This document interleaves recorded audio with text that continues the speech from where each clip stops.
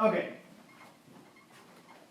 So we are going to cover forms of linear equations.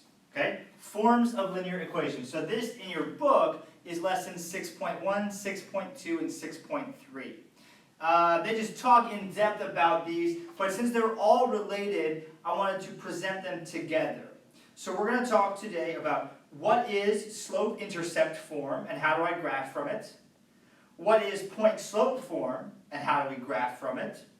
And how can we write a line in standard form when we're given the slope and a point. Okay, so standard form is what we dealt with in Module 5. It's the ax plus by equals c form, and it gave us an x-intercept and y-intercept very easily. But today we're going to talk about how we can use slope and a point to build standard form as well as these other two forms. Okay, so a couple of things to recall. Slope, the rate of change, stays the same throughout a line.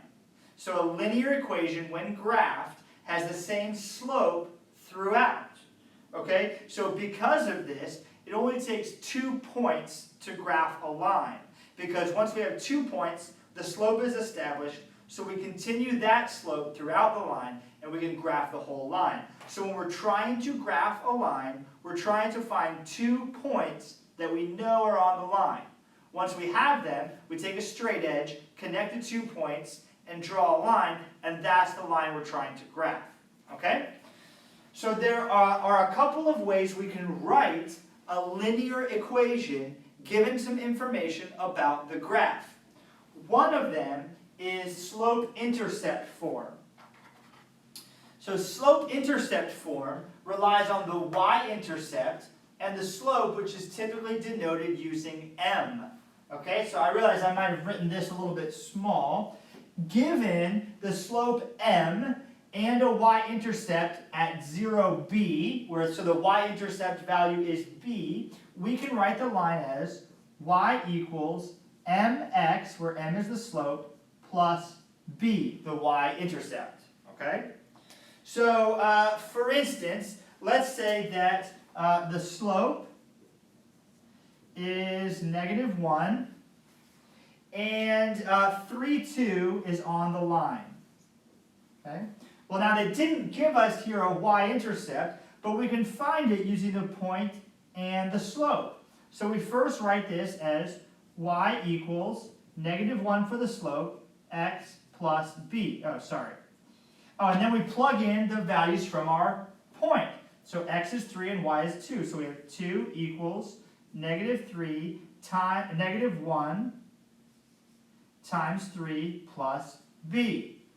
Okay? So now we have 2 equals -3 plus b. So we add 3 to both sides and find that 5 equals b. So now we have our y-intercept and we have our slope.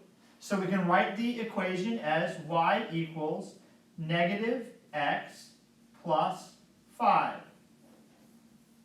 And that's our equation given the slope -1 and the point 3, 2. So all you have to do is use this form, plug in the slope that you have and the values of the point y and x. That will give you the y-intercept b. Once you have the y-intercept b, you can write the equation in its point or slope-intercept form. Y equals -x, where the slope is -1, plus b, which in this case is 5. So this is our equation in slope-intercept form. Now, if we wanted to graph that, okay, we begin by recognizing that the y-intercept is at 0, 5. So 0, left and right 0, up 1, 2, 3, 4, 5. Okay? Then the slope is -1. So remember, that's rise over run. So a -1 means down 1, right 1, down 1, right 1, down 1, right 1. Okay, so down 1, right 1, we have another point here. Okay, so we use our straight edge. And once we have 2 points, I can graph a couple more by continuing the slope, down 1, right 1, and it would go like this. Okay? That might not be perfect, but about like that. So that is slope-intercept form. We started with the y-intercept of 0, 5. Then we used the slope to get our second point. Because remember, we need 2 points to graph a line. So we started with the y-intercept. Then we used our slope to get a second point. We had 2 points. We connected them and drew a straight line. So we graphed our line from slope-intercept form. Okay? So take a moment and you try writing in slope-intercept form, which again is y equals mx plus b, where m is the slope and b is the y-intercept. Do it for a line that goes through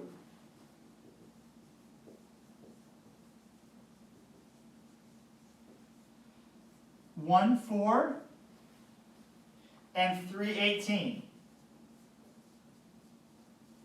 So the first thing you'll have to do is calculate your slope using what we talked about in the last lesson. So you'll do y2 minus y1 over x2 minus x1. That will give you a slope. Once you have your slope, you can find the y-intercept, okay? Using one of these points, just like we did in the example. So the only difference between this one and the example we just did is instead of giving you the slope, they've given you 2 points. So use the 2 points to find the slope, then use the slope and 1 point to build this, just like we did in the last example. Okay? So pause the video now and try finding the equation and then graphing it. All right? Okay. Next, we're going to work with point-slope form. So this is given the slope m, so we're still using m for slope, and any point x1, y1. So once we have a slope and any point, we can write the equation write the linear equation as, I'm going to rewrite it big in blue, y minus y1 equals m times x minus x1. So remember, in a linear equation, y and x are going to have to appear. So that's what this y and this x are in the form.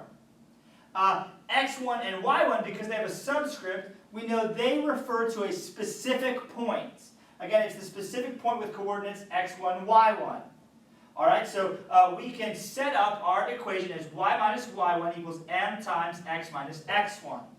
So, for instance, let's say that we have slope 6, and we know that, that the line goes through the point 1, 2.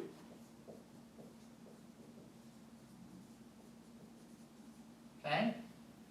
Slope 6 and point 1, 2. So now we know that x1 equals 1, y1 equals 2, so x and y, and our slope equals 6.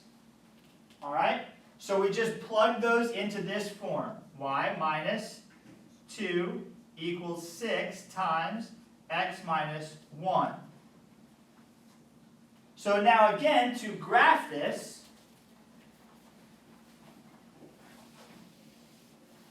we can plot this point, 1, 2. So we go right 1, up 2.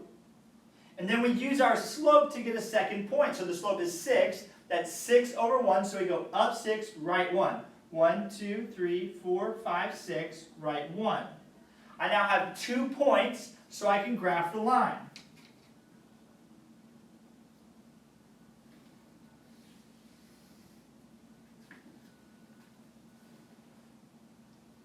There you go.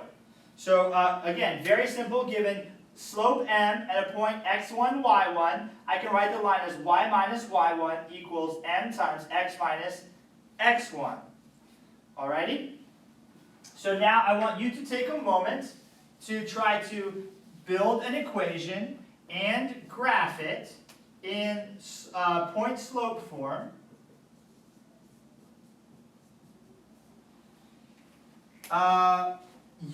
If the slope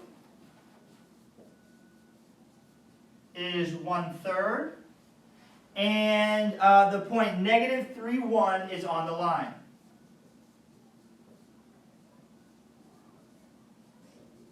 Okay, so try that. Slope is 1/3, negative 3, 1 is on the line. So try that.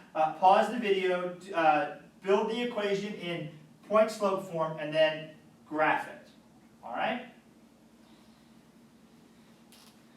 Now, finally, if we wanted, let's say that you like standard form, that we want to be able to write something in the form ax plus by equals c. Maybe you want to find the intercepts more easily, or you want to, for some reason, you need it in standard form. Okay? All you have to do is write the... If you are riding the bus to the youth group, please line up by the front door so I can take attendance. If you're going on the bus to youth group, please come to the front door. Thank you. So let's say you're given the slope and a point, right? So like we were in our first example that we did with slope-intercept form. You can take so we had slope -1 and 0.32. And then we wrote that in slope-intercept form, and we ended up with y equals -x plus 5. Let's say we want to put that in ax plus by equals c form, standard form. All we have to do is get the x's and the y's on the same side and all the constants on the other side. So in order to get this x on the same side as the y, I'm just going to add x to both sides. And I end up with x plus y equals 5. So in this case, a is 1, b is 1, and c is 5. So I had that slope and point. I wrote it in slope-intercept form. Then I manipulated this equation to get it into standard form.